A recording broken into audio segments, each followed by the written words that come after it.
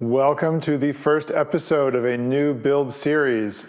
I am going to be engine swapping, all-wheel drive converting, and solid axle swapping this 1994 Volvo 940 sedan. I bought this car, which I had nicknamed Frankie, a couple of years ago, and it has already been through one iteration of being built with a custom fabricated 3-inch lift and bolting on big tires, but everything else was left stock and it looked awesome. But these are not fast cars, and this one was even slower with the big tires. So when the engine suffered a catastrophic failure, I had to figure out what to do next with the car, and for me, that meant ripping everything out that I had built and starting from scratch, but this time, building Frankie as the ultimate and world's first V8 all-wheel drive lifted Volvo 940, and then driving her across the country to the OG Gambler 500. This is going to be a massive project, and it's been a couple years in the making. I'm ready to get going. I'm excited to share the plan with you. Let's get into it. So let's start with the engine swap part of this project, which is going to be one of the more controversial choices, but I think it's one of the best off-road engines ever built, and it was the very first thing that came to mind when I thought about what engine should go in this car to be a rowdy off-road, but still Swedish luxury adventure car. And that is, come on, hood, the 4.7 liter Toyota 2UZ FE dual overhead cam V8. And this particular engine came out of a 2006 Tundra, but they also came in 4Runners and GX 470s and Land Cruisers. And honestly, how do you beat the pedigree of a Land Cruiser V8? So this engine is not in its final location. It's just in here to see if it fits at all. And luckily it does. I have had to do a couple of things to get to this point, one of which is replace the Tundra exhaust manifolds with 4Runner exhaust manifolds. They're just narrower because it's a smaller SUV and they package a little bit tighter to the block. The other is I've had to take off the oil filter because it has this big long mount that sticks way up off the engine and just didn't fit at all. So that's been taken off, and I'm gonna have to put a remote oil filter in later. The goal for this engine is to go about 3 inches farther back and probably 3 or 4 inches higher up. And we're trying to get that tucked way up next to the firewall, not for race car stuff like center of gravity, but because I gotta get a solid axle up under here, and I want that axle to be able to go all the way up to the frame rails. And I want the transfer case not dragging on the ground under the car. So this has got to get up and back, and that's going to be the challenge for today. So there's actually quite a bit of room back here between the back of the engine and the firewall, except there's this box right there that, as far as I can tell, is just a weight to keep the firewall from vibrating and to like sound deaden the car. So that's gonna have to go. It may seem like a small thing, but on a project like this with a lot of unknowns, sometimes you just have to find something you can start with. And for me, clearing up space in the engine bay is a place I can start. All right, it would appear this is just a big, heavy box. So in the trash. Back here is where that brick used to be. There's the mounting studs for it. And so now we've got all this room back here to bring the engine straight back. All right, here is where this swap is a little bit different from the other V8 Volvo swaps out there. This is the transmission and transfer case out of the same Tundra. So this is actually not going to stay in the car because there's a better option from Toyota that I'm going to put in place of this, which is the transfer case from the Sequoia. And the real difference is that the Sequoia transfer case has a differential in the middle so that the front wheels and the back wheels can be going different speeds while both being driven. And that means you have real all-wheel drive mode. The top part of this transfer case actually does tuck up into the transmission tunnel pretty well. So there's a lot of room for that to go up. but this frame rail is right where this edge of the transfer case is. So I'm gonna have to cut this frame rail kind of diagonally so there's room for this to slide up. Since I'm going to be swapping this out with the Sequoia transfer case anyway, I think what I'm going to do is right now I'm just going to take it out and try and get the transmission without the transfer case tucked up into the transmission tunnel and see how high I can get it and if there's any cutting I have to do just for the tail housing between the transmission and the transfer case.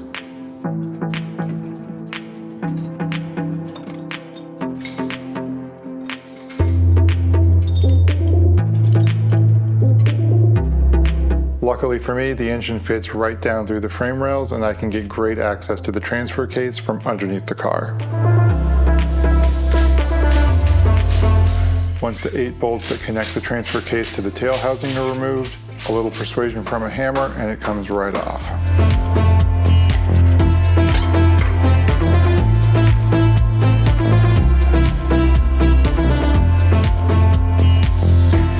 Just a little fun tidbit of Toyota interchangeability.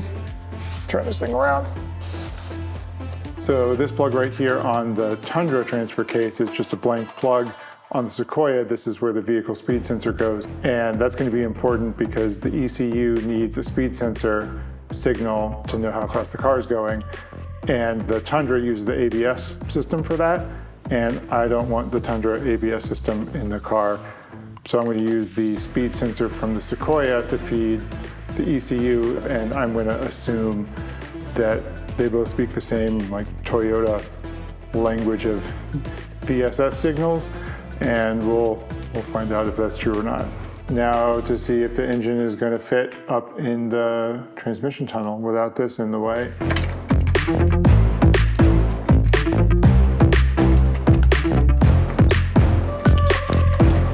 All right, so this is what happens when you're not paying attention. There is no more seal on the back of the transmission, so all of the transmission fluid is pouring out. So I'm gonna clean this up and I'll get back to putting the engine in the right spot.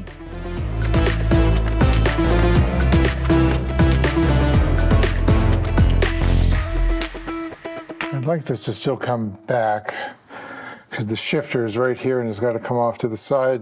And these sure line up nice though. Mounting points for the transmission and the cross member from the Volvo look really good. Should definitely be able to make something work with that. Transmission pan is almost above the frame rail, so that's pretty good. All right, this is starting to sit much better in the engine bay. We are hitting a couple of new things now. So one of them is this little right angle rubber boot, which is, I think, air conditioning flap vacuum tubes. And those are hitting that air injection tube that runs across the back of the engine.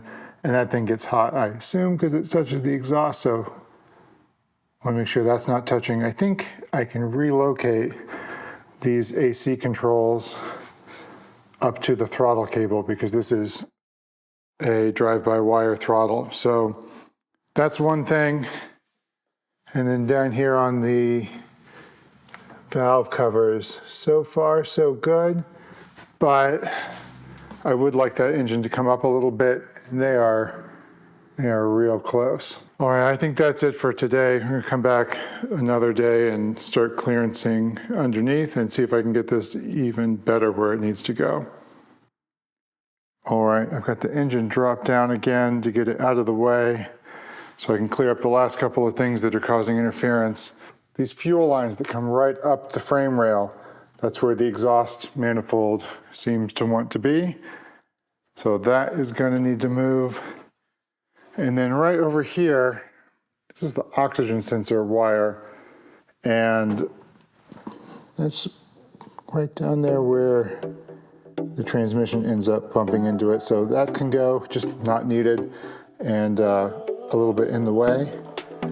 And then that's about it in the engine bay. And the last thing that needs to get modified is this wiring is just sticking up more than it needs to. And I'm sure that worked on the Tundra just fine, but on the Volvo it hits the firewall. So I'm gonna try and get that to route down and over instead of up on top.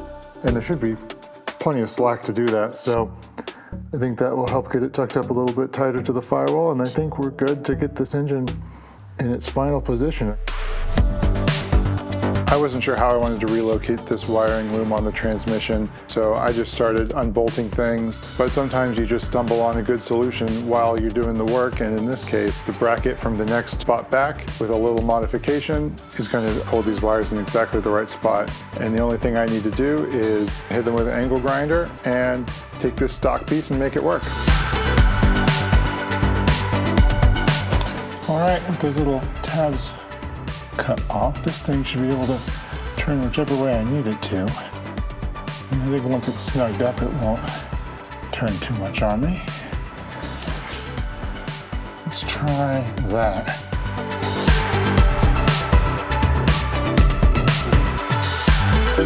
All right, doesn't look like a lot, but that little bit right there makes the world of difference in terms of clearance. So I think that's going to help a lot. All right, I've got the engine lifted back up, and it may not look like it, but it's definitely sitting much higher in the engine bay than it used to, which is what I want. And hitting on a couple of things, one of which is going to be pretty easy. The valve covers are hitting this refrigerant line, so bend that out of the way. And then the other one is not going to be so easy. On this side, the valve covers are hitting the brake booster, and I don't really have a good solution to that other than take the brake booster out, and then future me will have to figure out what to do about that.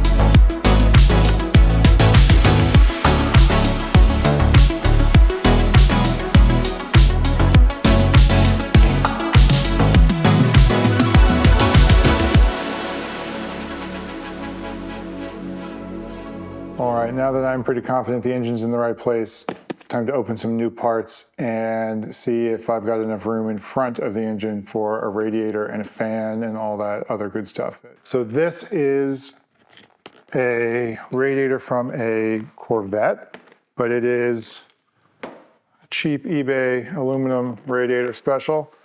And for whatever reason, it does not have the Corvette size inlet and outlet. It has 1.5 inch inlet and outlet, which is exactly what I need for the Tundra engine. So I think this might work out pretty perfect.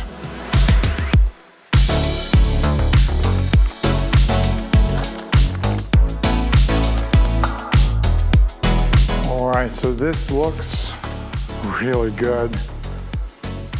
Oh, I think that's going to work out perfect.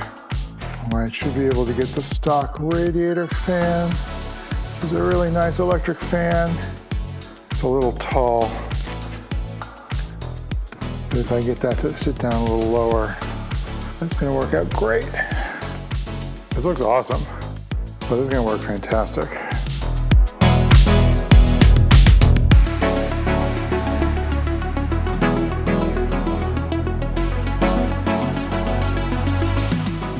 Okay, I think that's everything that has to fit in the front end of this car. The engine's nice and far back, the radiator fits, the fan fits, the steering box, which is from a WJ Grand Cherokee, fits right in there. The only thing that's not great is that oil pan is obviously all the wrong shape, so one of my future episodes will be fabricating a rear sump oil pan, and then the 3-link and everything else to get the axle in there. And speaking of the axle, why don't we go take a look at that? So that brings us to the final piece of this swap, which is the solid front axle, partly because I want it to be all-wheel drive and I need something that can drive the front wheels, partly because I just think it's going to be awesome to have a solid front axle in a Volvo 940. This is a Dana 30 from a WJ Grand Cherokee, so the 2000 to 2004 models. This has a couple of things that I really liked about it. One is it has really good brakes. It has crossover steering. It has really beefy components. These are almost as big as 1-ton tie rod ends. And also it's kind of like the right width and the right size and the right weight for a car. It even has a little symmetry with the rear of the car. These Volvos have Dana 30s in the rear axles. They have a little bit beefier of a gear set, but the carrier is the same. So I think there's going to be kind of just the right axle for this car. And if it turns out to be not enough, then I can always put in something heavier. Well, that was a lot of small jobs that are not very glamorous to get the engine in the car, but this Toyota V8 fits really nicely in the Volvo 940. And now I get to move on to all the fun stuff, like cutting up the floor for the transfer case, custom engine mounts, custom transmission mount, fabricating a sheet metal oil pan for the engine, and then lots of wiring and all the little stuff to make this a fully functioning, awesome V8 off-road Volvo 940. So if you made it this far, follow along for the rest of this build series. Lots of good stuff coming up. Thanks.